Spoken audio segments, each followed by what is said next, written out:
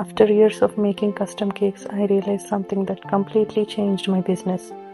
It wasn't the customers, it wasn't the competition. It was the fact that I was spending 10 to 12 hours creating something that disappeared in 20 minutes. I still love baking, but I knew I needed a better way. This is the beginning of my next chapter. I poured my heart into every cake I made. I spent hours baking, filling, stacking, decorating, and making sure every little detail was perfect. Seeing a customer smile when they picked up their cake made all the hard work feel worthwhile. But over time, something changed. It wasn't that I stopped loving baking. It wasn't that I lost my creativity. I simply started asking myself a difficult question. Is this sustainable? A custom cake can take anywhere from 8 to 15 hours, or even longer, from planning and baking to decorating and cleanup. And once it's delivered, it's enjoyed for its celebration and gone. That's the nature of food, and there's nothing wrong with that. But I began to realize that I was constantly trading my time, my energy, and my physical health for one project at a time.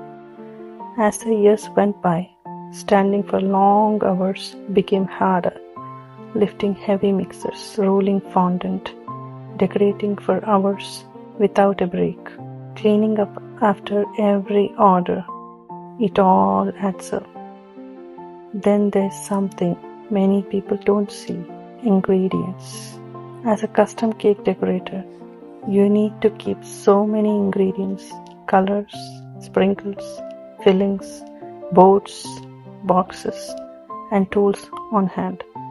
When orders are consistent, that's manageable. When they are not, ingredients expire, supplies sit unused, and money gets tied up on the shelf. This video isn't about saying customers should pay more, and it isn't about comparing home bakers with grocery stores.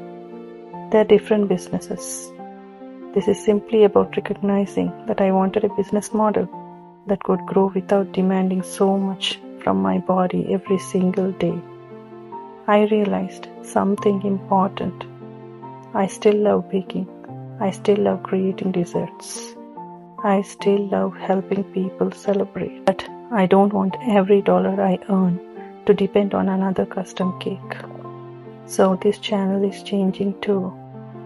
Yes, I'll still share recipes, baking tips, and desserts, but I'm also going to share the lessons I have learned after years of running a baking business. If you are a home baker, thinking about starting a bakery, or simply curious about what this industry is really like, I hope you will join me.